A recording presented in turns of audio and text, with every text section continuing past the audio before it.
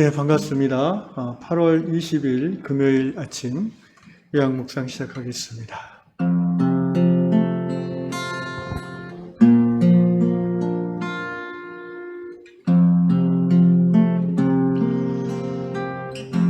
좋으신 아버지 하나님, 시간이 화살과 같이 흘러간다는 말처럼 어느덧 올 한 해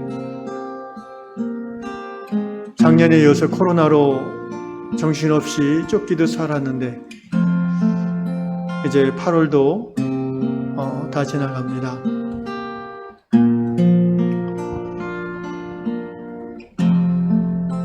빠르게 흘러가는 세월 속에서 늘 분주함에 익숙한 우리의 삶이 혹여 하나님을 잊어버릴까 두렵습니다. 주의 은혜로 아침마다 말씀 앞에 우리를 불러주시고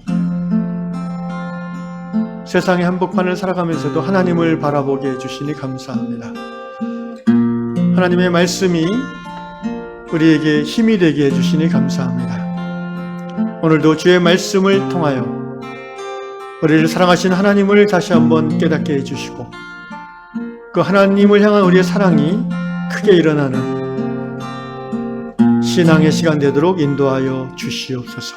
우리 요양의 모든 성도들에게 하나님이 기억되어지게 해주시고 하나님의 함께 하심이 확신되어지고 또 누려지는 이 금요일 하루가 되게 하여 주시옵소서. 예수님의 이름으로 기도합니다. 아멘. 나를 지으신 주님 내 안에 계셔 처음부터 내 삶은 그의 손에 있었습니다.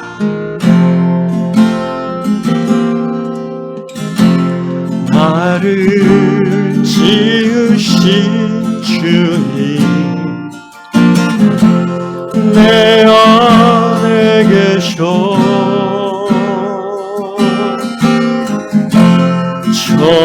처음부터 내 삶은 그의 손에 있었죠.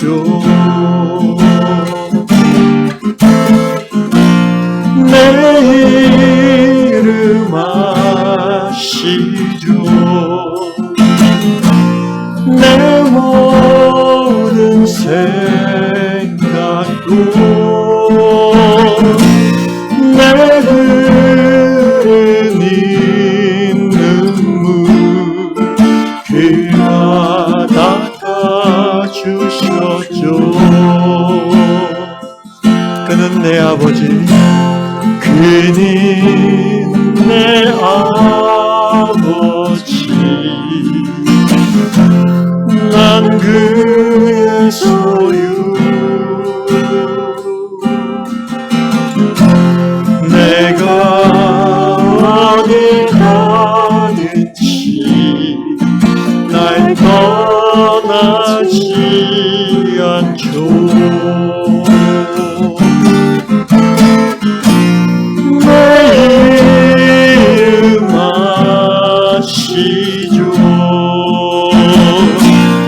내 모든 생각도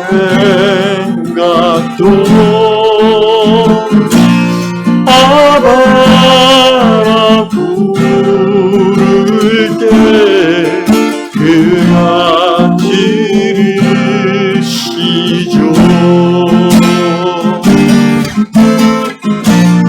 내 이름 아시죠.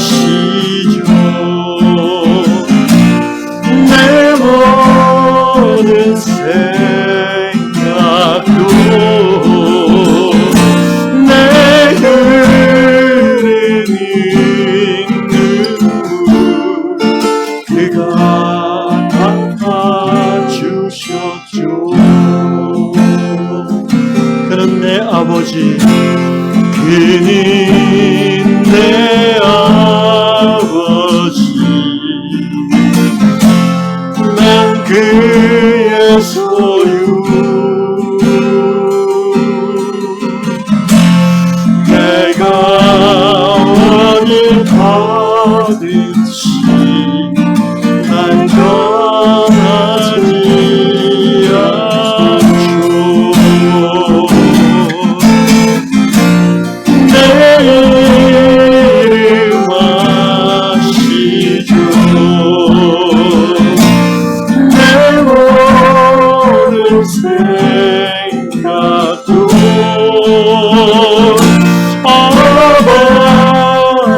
부를 때 그 아들을 시죠.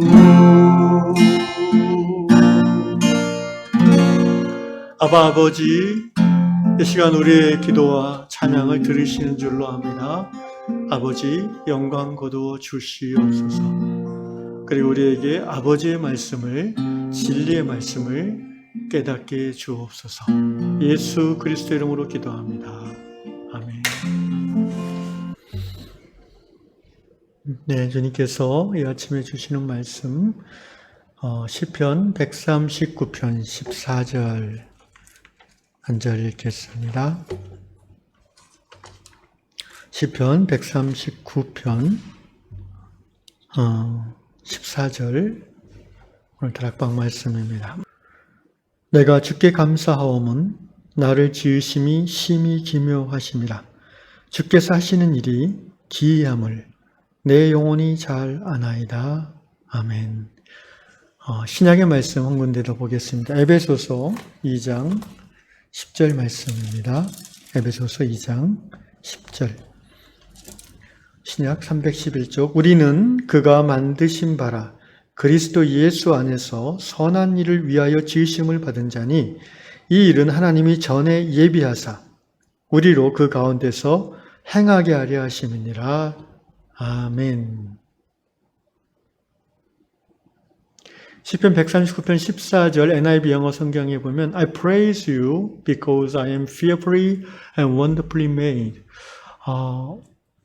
내가 당신을 찬양합니다. 왜냐하면 내가 정말 그 놀랍고도 신비하게 지어진 존재이기 때문입니다. Your works are wonderful. 하나님 당신의 일하심은 너무나 놀랍습니다. I know that full well. 온전히 충만하게 일하시는 주님이심을 내가 압니다. 미국 테네시주에 사시는 맨디 자매님의 경험을 적은 다락방 글인데요. 자매님이 영국 아일랜드에 어떤 800년 된 아름다운 성당에 간 적이 있었습니다. 그래서 자매님이 성당 스테인 글라스 이미테이션이라고 우리가 보통 그러죠. 성당의 그 창문들에 있는 스테인 글라스를 보면서 너무나 큰 감동을 받았다고 합니다. 그 스테인 글라스는 이제 창문이 이제 여러 개가 있는데 처음부터 끝까지 예수님의 전생애를 스테인 글라스로 이렇게 작품이죠. 만들어 놓은 그런 성당이었습니다. 근데 점점 가까이 가서 볼수록 그 중에 한 창문에 있는 그림에 자매님의 마음이 이렇게 갔는데 그 창문에는 어떤 스테인 글라스가 이미테이션이 되어 있었냐면은 그 예수님의 발 앞에 앉아서 말씀을 듣는 사람들의 표정이 그려진 그런 스테인 글라스였어요. 근데 그 표정이 너무 생생한 겁니다. 그들의 그 사람들의 모습은 다 다르지만 그들의 얼굴에는 예수를 구주로 알게 됨으로써 얻게 되는 소망, 기쁨, 또 평화를 갈망하는 예수님의 말씀을 들으면서 뭔가 하나님을 갈망하는 그 모습이 이 스테인 글라스에 너무 잘 표현되어 있는 거예요. 그런데 가까이 보니까 그 사람들의 그 모습이 뭘로 만들어졌냐를 보니까 아주 깨어진 그 유리 조각들 있잖아요. 그냥 제대로 된 유리가 아니라 깨진 유리 조각들, 그것들을 작가가 하나하나 모아가지고 붙여서 그런 사람들의 얼굴과 모습을 스테인 글라스로 만들었다는 거죠. 그러면서 이 맨디 자매님이 이제 깨달아진 게 우리의 삶이 깨어진 유리 조각 같이 처참하게 느껴지는 그 순간에도 위대한 창조자이시고 작가이신 하나님은 그 깨어진 유리 조각 같은 볼품없고 소망 없고 버려진 것 같은 그런 우리의 인생을 모으고 모아서 하나님의 위대한 작품을 만들어 가신다라는 그런 놀라운 고백을 하고 있습니다. 그래서 아마 시편 139편 14절 말씀을 본문으로 적은 것 같고요. 저는 또 이야기를 읽으면서 139편도 해당되지만 에베소 2장 10절 말씀이 좀 더 직접적으로 이 자매의 깨달음을 표현하는 성경 말씀이라고 생각이 들어서 얘기를 했습니다. 실제 우리가 살아가면서 깨어진 유리와 같은 스스로 실패했다라고 느낄 때가 있습니다. 나라는 인생은 헛살았구나. 내가 이 나이 돼서 정말 해놓은 게 없구나. 나라는 놈은 살 가치가 없구나. 뭐 이런 극단적 좌절감, 자기 자신에 대한 그 실망, 그리고 자기 삶 자체에 대한 어떻게 보면 혐오까지도 나아갈 수 있는 인생의 아주 비참한 순간들이 누구나 있을 수 있습니다. 저도 그런 시간들을 겪어봤고요. 그때의 우리의 마음은 소망이 없어지는 시간들이죠. 온 세상이 그냥 잿빛으로 느껴지는 그런 인생의 시간들입니다. 그런데 제 자신의 삶을 돌아봐도 알 수 있지만 그 시기가 지나갔다는 것입니다. 그 시기로서 내 인생이 끝나지 않고 하나님의 놀라우신 섭리 가운데 나는 다시 일어났다는 것입니다. 여러분의 삶을 여러분 스스로 돌아봐도 그런 고백이 나올 수밖에 없을 것입니다. 왜냐하면 하나님을 사랑하는 자, 그 뜻대로 부르심을 입은 자들에게는 로마서 8장 말씀이죠. 모든 것이 합력하여 선을 이루신다는 하나님의 계획이 있기 때문입니다. 오늘 시편 139편의 저자도 그래서 이렇게 하나님 앞에 고백합니다. 과거 개역성경에는 나를 지으심이 신묘막측하시도다 이렇게 한자말로 썼습니다. 신기하고 기묘하고 측량할 수 없이 놀랍다 이 말이죠.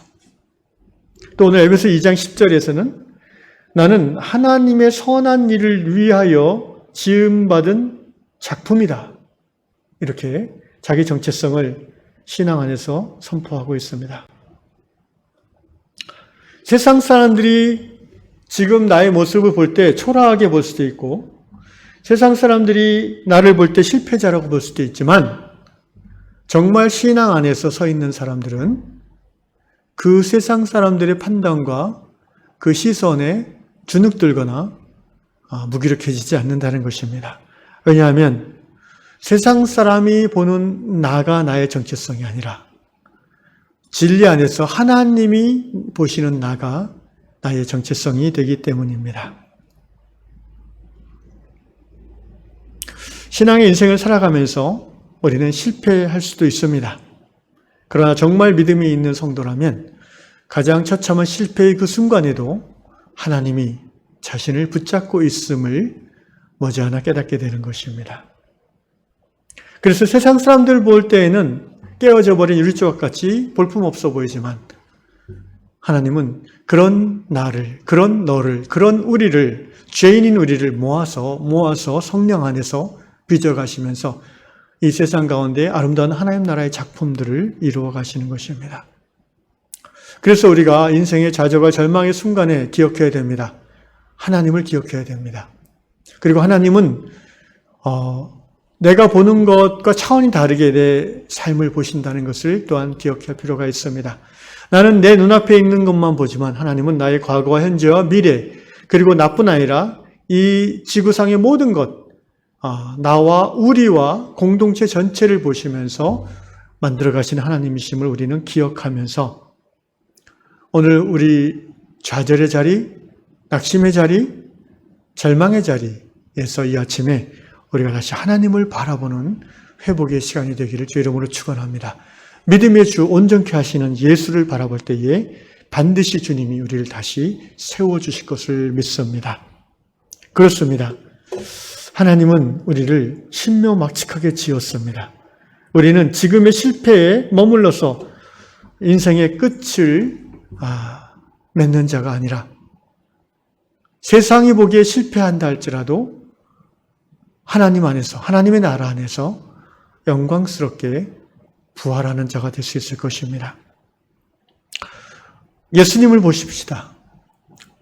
히브리서 말씀대로 믿음의 주 온전케 하신 예수를 보면 그분의 삶을 세상에서 봤을 때 어떤 삶이었습니까? 깨어진 유리조각 같이 실패자의 삶이었습니다. 예수는 저주받은 삶으로 사람들이 이해했습니다. 실제 십자가에 달려 죽지 않았습니까? 그것은 저주받은 삶의 대표적인 표상이었어요. 신명기의 말씀에 저주를 받은 자마다, 나무에 달려 죽은 자마다 저주를 받은 자니라라고 말씀하고 있습니다. 예수님의 제자들의 삶은 어땠습니까? 세상에서 정말 아름다운 그 작품과 같은 찬란한 삶을 살았습니까? 아니요. 사람들이 보기에 그들의 삶도 또한 저주받은 삶이었습니다. 깨어져 버려지는 땅에 밟혀지는 유리조각 같은 삶이었습니다. 12제자 다 순교했습니다.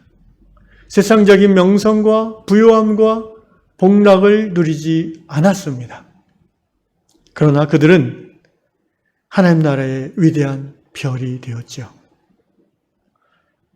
사랑하는 형제자매 여러분, 세상이 바라보는 나는 진짜가 아닙니다.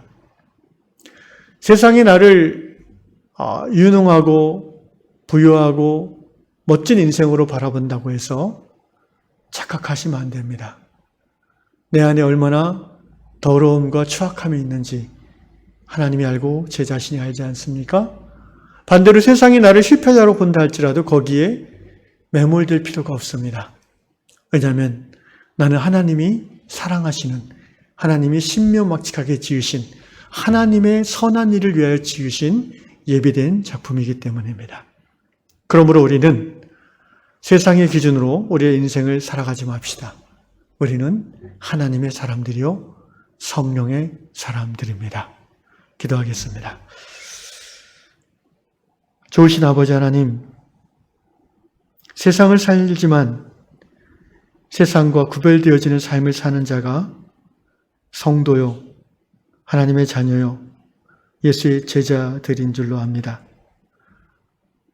세상에서 사람들이 인기와 명예와 부유함으로 인정해 주든지 아니면 세상에서 무명이요, 가난한 자요, 별 볼 일 없는 인생 주변부의 삶으로 바라봐 주든지 주님, 그것이 우리 하나님 자녀된 우리의 정체성이 아닌 것을 고백합니다. 그러므로 사랑하는 위양의 성도들 가운데 세상에서 잘 나가는 분이 있습니까? 교만하게 되지 않도록 주여 그 죄인임을 하나님 앞에서 부족한 자임을 깨닫게 하여 주옵소서.